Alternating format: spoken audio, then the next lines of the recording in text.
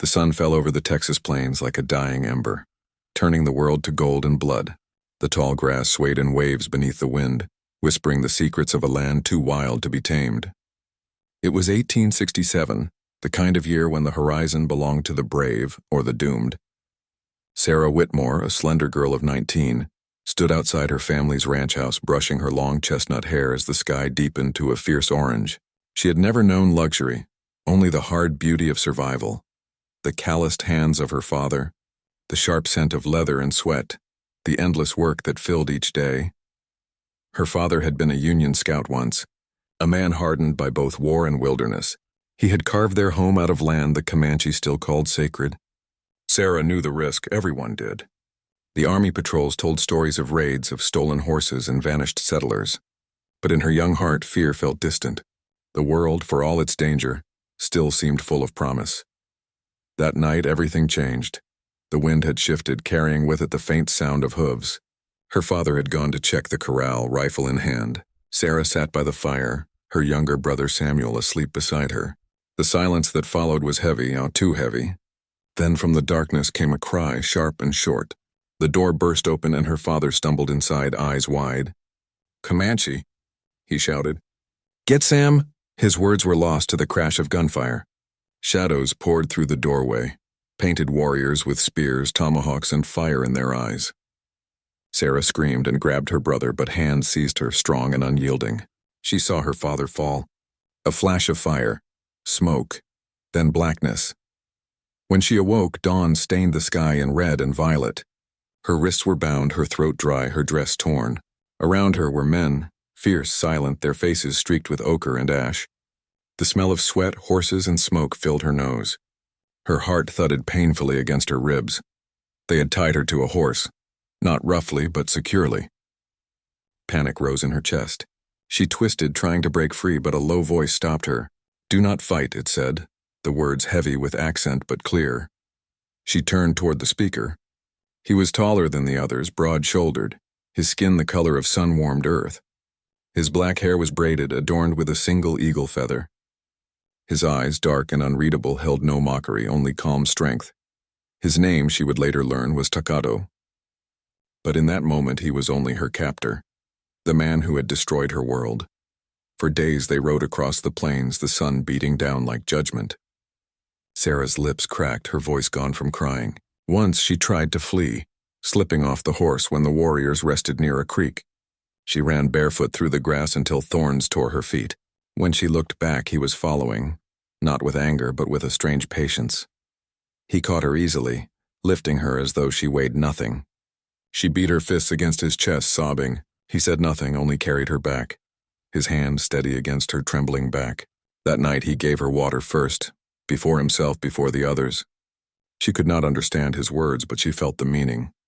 "You are safe." The camp moved each night, a restless river of horses and shadows. Sarah watched, afraid yet fascinated. The women worked with quiet grace, the men with solemn pride. These were not mindless savages, as she had been told. They were a people bound by something deeper than law, honor, survival, the rhythm of the land. Still, she could not forget what had been done. Her father's face haunted her. Her brother's scream echoed in her dreams. When Takado came near, she turned away, her heart hardening like the clay beneath her feet. But he did not strike her nor mock her tears. Instead, he spoke softly, teaching her the meaning of small words. Water, sun, woman. And she, without wanting to, began to learn. Weeks passed. The landscape changed from open plain to the rolling red hills of the Comanche. One evening, as the sun melted into the horizon, Sarah stood apart from the camp, staring at the vastness around her.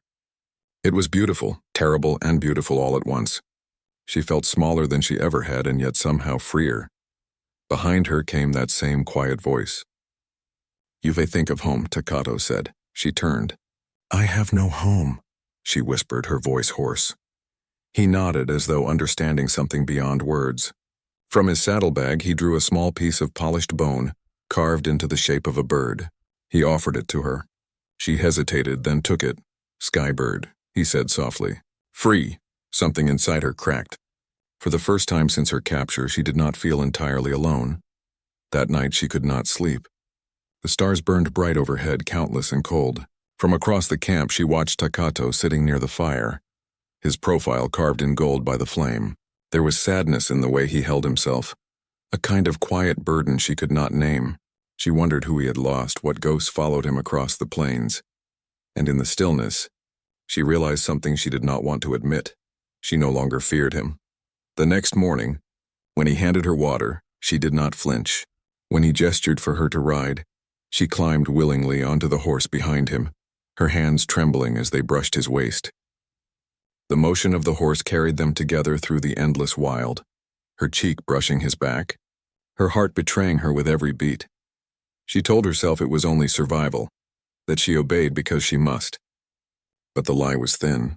Somewhere between fear and fascination, between hatred and understanding, something new was being born, something dangerous.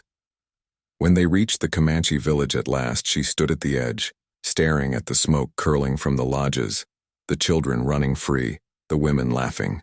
It felt like another world, an untamed alien alive.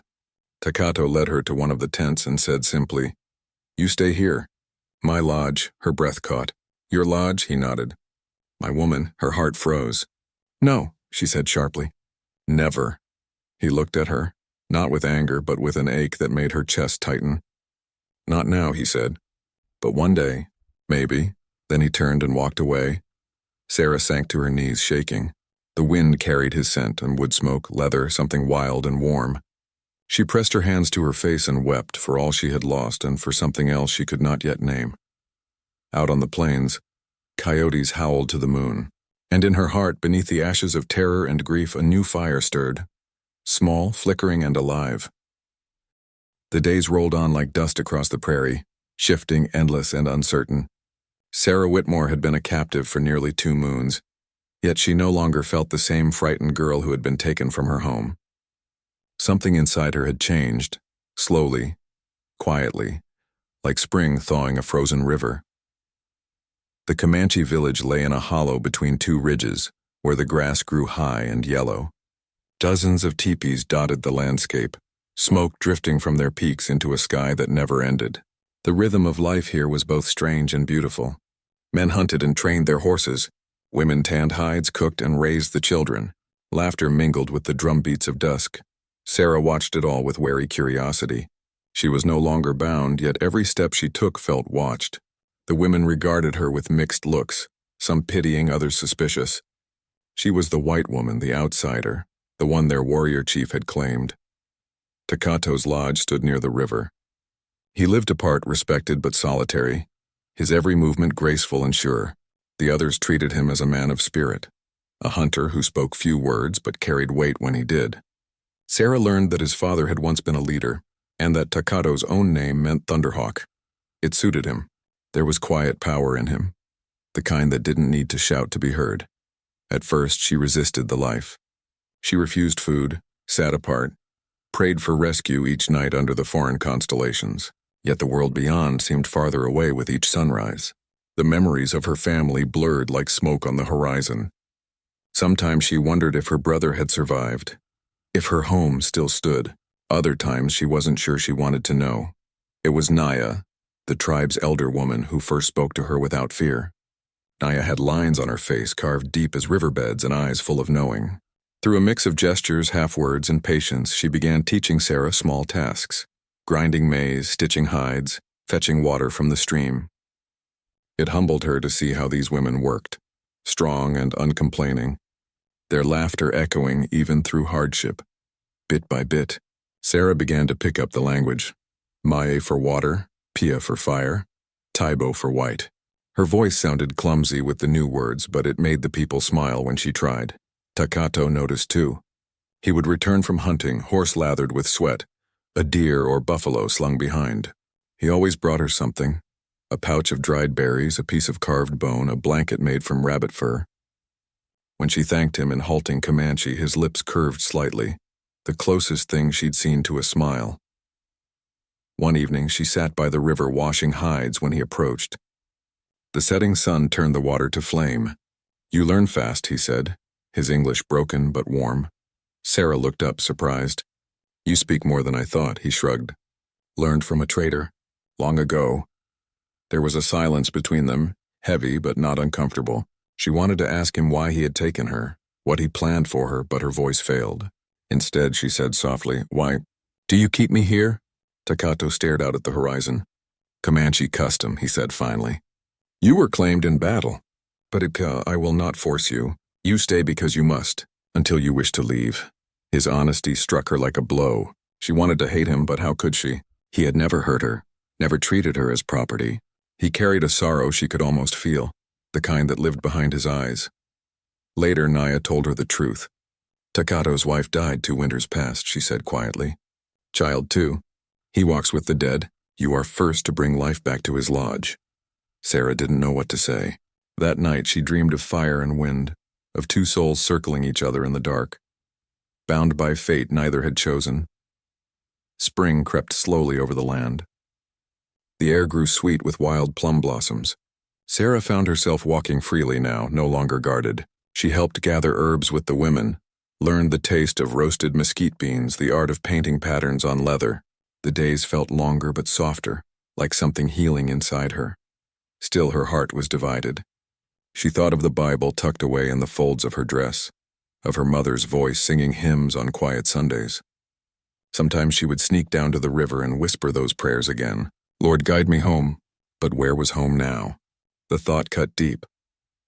One afternoon, a group of traders rode into camp, Mexican men with wagons full of goods. Sarah's pulse quickened when she heard them speaking English. She approached trembling, but before she could speak, Takato appeared beside her. His expression was calm, but his hand rested on the hilt of his knife. The trader looked from Sarah to Takato and back, eyes narrowing. You the white girl they took from Red River? He asked. Your people been searching. There's reward money. Sarah's breath hitched. Freedom. A chance to go back. But when she turned to Takato, she saw something raw flicker across his face. Not anger, but pain. If you want to go, he said softly, I take you. The trader smirked. Best listen to your kind, girl. You don't belong with these savages. The word hit her like a whip. She looked between them. Between the man who offered escape and the man who had saved her life more times than she could count. And in that instant she knew. I'm not ready, she whispered. Not yet. The trader snorted, spat, and rode away. Takato said nothing. He only nodded once and turned from her, disappearing into the evening light. She watched him go, her heart trembling like a trapped bird. Days later, a thunderstorm swept across the plains. The wind roared, the sky cracked open. Sarah fled to Takato's lodge as rain pounded the earth. He was already there, stripping off his wet buffalo cloak. His bare shoulders gleamed in the firelight, muscles moving beneath skin the color of copper and dusk. He handed her a blanket. You cold? She nodded, shivering. I'm fine. Lightning flashed, and for a moment their eyes met, his dark and deep, hers wide and searching. The silence between them pulsed like a heartbeat. She felt something in her chest she couldn't name. Fear, longing, or both. When thunder shook the earth, she startled, and his hand brushed hers. The touch was accidental, yet the heat that followed was not. Neither moved. The air between them was thick, charged with unspoken things. He stepped back first, his voice rough. Sleep. Storm pass soon. But Sarah didn't sleep. She lay awake listening to the rain, her mind burning. For the first time since her capture, she didn't dream of escape. She dreamed of him. By morning, the storm had passed. The air was clean, the plains washed bright under the new sun. She stepped outside, watching Takato saddle his horse. He paused, looking back at her. You will ride today? He asked. She smiled faintly. If you'll teach me, he grinned, barely, but it was there. Good. You learn fast. As he helped her mount, his hands lingered a moment longer than they needed to. The distance between them, once filled with fear, was now charged with something else, something fragile, dangerous, and alive. Sarah didn't yet know it, but her heart had crossed a line that morning. She no longer belonged to the world she came from, nor yet to his, but somewhere in between, suspended between duty and desire, she had begun to find herself. The spring of 1868 came gently over the Comanche area, spreading warmth and green across the once barren land. The wind no longer cut like knives but whispered softly through budding cottonwoods and prairie flowers. It had been nearly 3 months since Sarah Whitmore was taken from her world, and now she no longer counted the days. Her heart had grown used to the rhythm of this life. The smoke curling from the lodge fires at dawn, the smell of roasted venison, the songs of the women as they worked. She had begun to dream in 2 languages, half English and half Comanche. Yet even so, she lived in 2 worlds, the one she had been born into and the one she was slowly learning to love. Takato had changed too. He spoke more often now, his tone softer, his eyes no longer so clouded by grief. When he looked at her, it was not as a captive, but as someone who had become part of his breath and blood. Still, the unspoken tension between them hung like heat before a storm, heavy, electric, inevitable. One morning, Sarah went down to the river with the other women. The water glistened beneath the sun, cold and alive. They washed hides and garments, laughing in a mix of English and Comanche, teasing her gently about the warrior whose lodge she shared. "He watches you," said one, grinning. "His eyes follow you like hawk." Sarah flushed, dipping her hands quickly back into the water. "He watches everyone," she said softly, but she knew it was a lie. That evening, as she walked back through the camp, Takato returned from hunting. A deer was slung across his shoulders, blood still fresh at its throat. He was bare to the waist, muscles slick with sweat, hair loose in the wind. He looked every inch the warrior she once feared, and yet when his gaze met hers, her stomach fluttered like a startled bird. "You worked hard today," he said, voice deep, slow. "So did you," she answered, trying to keep her voice steady. He smiled faintly. "You speak better now." "Words come easy," she smiled back, feeling her pulse quicken. "Because I listen." His eyes softened. "And I listen to you." For a moment, neither moved. The air between them felt alive, not with fear or uncertainty, but something new, something dangerous. He stepped closer, just enough that she could feel the warmth radiating from him. Then just as quickly he turned away, muttering something in Comanche she didn't understand. That night, she lay awake beside the fire, listening to the soft crackle of flames. The shadows danced across the lodge walls, and with them her thoughts. She touched her lips without knowing why, her heart thundering. Something inside her was awakening, a slow, trembling need she had no name for, one that frightened and thrilled her all at once. Weeks passed. The tribe moved with the changing season, following the herds across the plains. Sarah rode beside the women now, her hair braided, her skin kissed bronze by the sun. She felt stronger, freer, and yet more restless. One night, during a full moon celebration, the people gathered around a great fire. The drums beat like a heartbeat, deep and steady.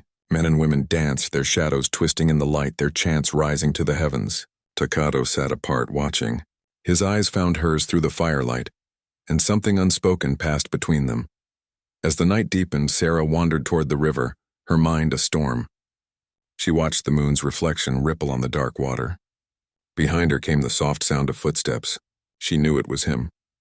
"You should not be alone," Takato said. "I'm not afraid," she replied, turning to face him. "I know," he said quietly. "You have brave heart." He stepped closer, the wind stirring the fringe of his deerskin shirt. "I said before, I take you home if you wish. To your people." Her breath caught.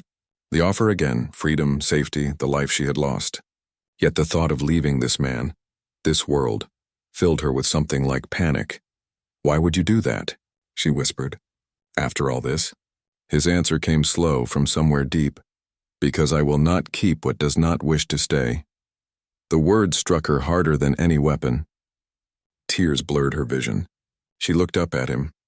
This man who had every reason to hate her people, who had seen death and grief beyond measure, and saw only tenderness. "Then what if I wanted to stay?" she asked, her voice trembling. Silence fell between them. The wind hushed. The night itself seemed to hold its breath.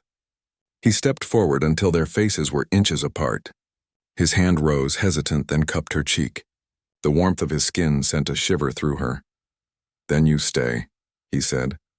His lips brushed hers, feather light, a touch so gentle it stole her breath. The world tilted. For a heartbeat there was no war, no past, no fear, only the wild pulse of something pure and consuming.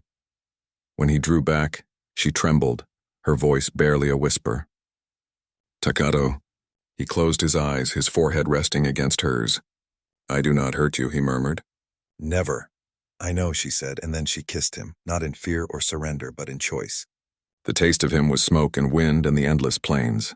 His arms wrapped around her, pulling her close as the moonlight bathed them both. The fire that had been growing for weeks finally caught flame. It was not wild or reckless, but deep, slow, full of reverence. He touched her as if memorizing her, as if afraid she might vanish. Every brush of his hand, every soft breath against her skin, was a promise that she was not his prisoner, but his equal, his heart. Under that endless sky, she discovered a part of herself she had never known existed, the part that longed not for safety but for belonging, for love. When morning came, the plains shimmered gold with sunrise. Sarah woke with her head resting against his chest, his heartbeat steady beneath her ear. She felt no shame, only peace. Takato stirred, brushing a strand of hair from her face. "You will regret?" he asked quietly. She smiled. "No." He studied her a long time, his eyes soft. "Then you are my wife," he said simply. "Comanche way," her breath caught. "Your wife?" he nodded. "In my heart you are." The words wrapped around her like a vow. She reached up and touched his cheek. "Then I am yours," she whispered, "because I choose to be." From that day forward, something in the village changed. The women smiled at her with new warmth. The men nodded with respect when she passed. She was no longer the frightened white girl. They called her Pahina, woman of two worlds, and she carried that name with quiet pride. At night, she and Takato would sit by the fire, their fingers intertwined, the air thick with the scent of cedar and smoke. Sometimes he spoke of his lost wife and son, and Sarah would listen in silence, her heart aching for him. Other times he would trace shapes on her skin and whisper words in his language she could not yet understand, but she felt them all the same. He had been her captor once, yes. But now he was her truth, the wild, untamed truth of her heart. And deep inside her, where fear once lived, something new had taken root. Desire, fierce and sacred as the land around them. Summer crept across the plains, scorching and restless. The rivers ran low and the herds moved north. For months, peace had held like fragile glass in water, but even the winds whispered of change. The white soldiers were coming. Sarah heard the first rumor from a trader's wife who rode through the valley with her husband's caravan. She spoke hurriedly in English while Takato and the others loaded goods onto their ponies. "Army patrols out of Fort Sill," she said. "They're moving east, sweeping the plains clean. Anyone left, they won't show mercy." Sarah's stomach twisted. The woman's words clawed at her like ghosts of the past. She glanced toward Takato, who stood silent beside his horse, face unreadable as stone. That night, when the camp quieted and the children were asleep, she found him by the fire, sharpening his knife. The blade flashed in the firelight like a warning. "They're coming," she said softly. He nodded without looking up. "Yes, I know. You could take them north into the mountains," she urged. "You could hide." He finally met her eyes. There was sorrow there and pride. "A warrior does not run from the wind, Sarah." "But this isn't just wind," she said, her voice breaking. "This is death." He rose to his feet, standing tall and still. "We fight to live," he said. "If I run, I am no longer Comanche." Sarah's hands trembled. "You're more than Comanche to me," she whispered. "You're—" He reached for her hand, pressing it against his chest. "I am what I must be." The steady thud of his heartbeat beneath her palm made her ache. She wanted to plead with him, to make him see reason, but his eyes held the same fire that had drawn her from the beginning, the fire that refused to bow. And so, the days turned tense. The women gathered supplies, packed furs and meat. Warriors rode the ridges, scanning the horizon for dust. The children sensed fear whispering in corners. The air itself seemed to hold its breath. One evening, the scout Lone Bear returned, his face grave. "Bluecoats," he said in Comanche. 3 days' ride. Many horses. Many guns. The council gathered in silence. Smoke rose into the twilight as the elders spoke of honor and blood. Sarah stood on the edge of the circle, her heart hammering. She could not understand all their words, but she felt their weight. After the meeting, Takato came to her. "You must go," he said, "with the women and children." "I will fight." "No," she said fiercely. "I won't leave you." His jaw tightened. "If you stay, you die. Then I die with you." He turned away, cursing under his breath. "You do not understand. I understand enough, she said, stepping closer. You took me from one life and gave me another. You taught me what love means. Don't ask me to walk away from that.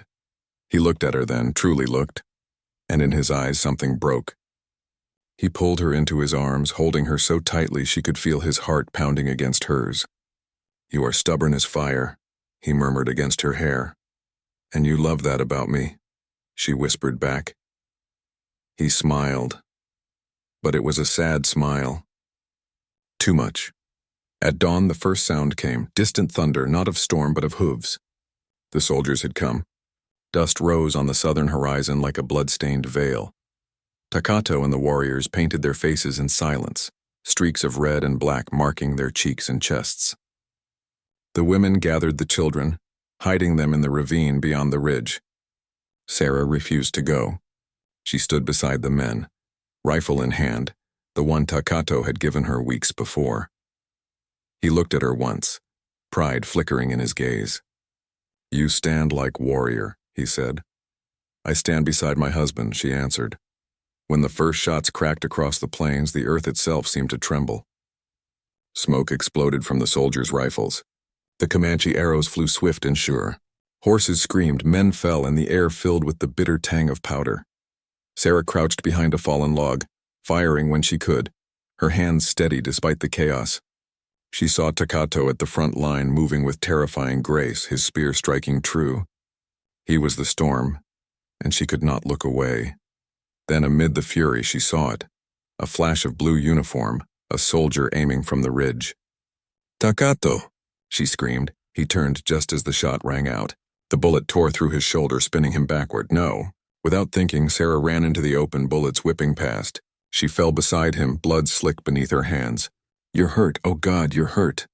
He grimaced, gripping her wrist. Go, not without you. She pressed her hands to the wound, her tears mingling with the dust. Around them the fight raged on, the cries of dying men and horses echoing like thunder. Lone Bear appeared out of the smoke, shouting, We must go, now. Together they dragged Takato toward the ravine, dodging bullets, stumbling through smoke and fire. The air burned her lungs, the ground slick with blood. Behind them, the village was a sea of flame. By the time they reached the hills, her arms were shaking, her body spent. Takato's head lolled against her shoulder, his breath shallow. They rode through the night, hiding by day until the sound of battle faded behind them. When at last they stopped beside a cold stream, Sarah fell to her knees, pulling him into her lap. Stay with me, she whispered desperately. Please don't leave me now. He blinked weakly, his lips curling in a faint smile. You have stayed. Always, she breathed, tears falling freely. Always. For 3 days she tended him, tearing strips from her dress to bind his wound, feeding him water from her cupped hands. The fever came and went, but she refused to rest. At night she held him against her, praying to every god she knew. When he finally opened his eyes again, clear and steady, she laughed through her tears. You're alive. Hard to kill, he rasped. Thank heaven, she whispered, pressing her forehead to his. The plains they had known were gone. The army had driven the tribe north, burned the camps, scattered the people. Sarah and Takato were fugitives now, 2 souls bound together, hunted by both worlds. They built a small shelter in the hills, living on what they could hunt. She learned to set snares, to clean fish, to ride bareback like the wind. He healed slowly, his strength returning with each sunrise. One evening, as the sun bled red over the mountains, Takato stood beside her, his arm still bound but his spirit unbroken. We lost much, he said softly. Sarah nodded. But not everything. He looked at her, his eyes dark as the horizon. No, he said. Not everything. They stood together in silence, watching the land they loved burn beneath the setting sun. A world dying, and yet in their hearts something new was being born. Love had made them fugitives, but it had also made them free. Autumn drifted softly over the land like an old prayer. The grass had turned gold, and the wind that once carried war now whispered peace. Sarah and Takato lived far from the world of forts and flags, tucked deep in the folds of the Wichita Mountains where the sky spread endless and the silence had a heartbeat of its own. For months they had survived on deer, roots, and the wild fruits of the hills. The war was over, at least that's what the silence said, but the cost had carved itself deep into both of them. Some nights Sarah would wake to find Takato sitting outside their lodge, staring toward the plains. His profile was sharp in the moonlight, proud, lonely, scarred. She would wrap a blanket around her shoulders and join him, sitting in the hush beside him. "You dream of home," she whispered once. He nodded, slow and heavy. "My people scattered, many gone. The wind does not speak their names anymore." Sarah laid her hand on his knee. "Then I'll speak them. I'll keep them alive with you." He turned to her, eyes softening. "You are a strange woman, Sarah. You belong to no world but still live in both." She smiled faintly. "Then maybe both worlds can live through us." That was how their mornings began, with silence and promise, the rising sun spilling gold over the ridge and lighting the wildflowers by their door. By late October, Sarah began to notice her body changing. Her steps felt slower, she woke queasy, and her heart fluttered with a fear she hadn't felt since her first days among the Comanche. One night, while she cooked near the fire, she placed a hand on her belly, and realization dawned like a sunrise she hadn't expected. When she told Takato, he went still. The fire crackled between them. "A child," he said quietly. She nodded, uncertain whether to smile or cry. "Our child." He came to her then, his hand trembling as he touched her belly, reverent as a prayer. His eyes glistened in the firelight. "Spirit of life," he whispered in his tongue. "He will walk between two worlds like his mother." "Or she," Sarah said with a small smile. He grinned then, truly grinned, and for the first time in months the sorrow seemed to lift from him. "Yes, or she." Winter came early that year. The nights were cold and cruel, the winds sharp as knives. They moved deeper into the forest for shelter, building a stronger lodge with stone walls and hides. Sarah's belly grew, and Takato grew more protective than ever. He hunted shorter ranges, refused to let her gather wood alone, and often woke in the night to check if she was warm. "I've survived worse than cold," she teased one morning. He looked at her, half serious. "You are precious now, more precious than sun. Then you better keep the fire fed," she laughed softly, kissing his cheek. But peace never lasts forever on the frontier. One evening, while Takato tracked elk near the river, Sarah heard the faint clink of metal in Bridle's boots. Her heart froze. Through the thin trees she saw them, 3 men in army coats riding slow and watchful. They carried rifles. Her first instinct was to run, but she thought of Takato, of his wound still tender, of their unborn child. She grabbed the old rifle by the fire and crouched near the lodge's entrance, her pulse drumming like thunder. The men dismounted, speaking in low tones. "Reckon anyone still out here?" one said. "Tracks say yes," another replied. "Could be hostiles. Could be that white girl they said got took by the Comanche." Sarah's breath caught. They were looking for her. Before she could move, one of them pushed open the hide flap. His eyes widened when he saw her, a young white woman, pale but wild-eyed, holding a rifle with fierce steadiness. "Easy now," he said, raising his hands. "We ain't here to hurt you." "Leave," she said sharply. Now he blinked. You're her, ain't you?" The woman, they said, was taken. "You don't have to stay with them. We'll bring you home." "I am home," she said through clenched teeth. The man hesitated. "He's got you brainwashed. You don't belong with those savages." The sound of a bowstring silenced him. An arrow hissed through the air and buried itself in the dirt by his boots. Takato stepped from the shadows, silent as death, his eyes burning. "You should go," he said in English that was low and certain. The soldiers backed toward their horses, muttering. "Crazy bastard," one spat, but none dared raise their gun. They mounted and rode off, dust and hoofbeats fading into the trees. When they were gone, Sarah dropped the rifle, her knees shaking. Takato came to her, cupping her face gently. "You were brave," he murmured. "I was terrified," she whispered. "Brave and terrified. Both can live in one heart," he said. Kissing her forehead, winter deepened. Snow blanketed the plains, turning the world to white silence. The cold bit hard, but their fire never went out. When the time came, it was deep night. Sarah cried out as pain seized her, and Takato was at her side in an instant. He had seen women give birth before, but never the woman he loved. His hands shook as he helped her through each wave, whispering words of comfort in his language. Hours passed. Sweat, pain, and prayer. Then at last a small cry pierced the night. Takato lifted the newborn tiny and strong into his arms. The child's skin glowed bronze in the firelight, his eyes dark and alert. Sarah sobbed with joy and exhaustion. "A boy," she breathed. "A son," Takato whispered reverently. "Our son." He wrapped the baby in soft fur and laid him gently against Sarah's chest. The tiny fingers curled around hers, warm and perfect. "What will we name him?" she asked softly. Takato smiled faintly. "I will call him Nitazo, Spirit Between Worlds."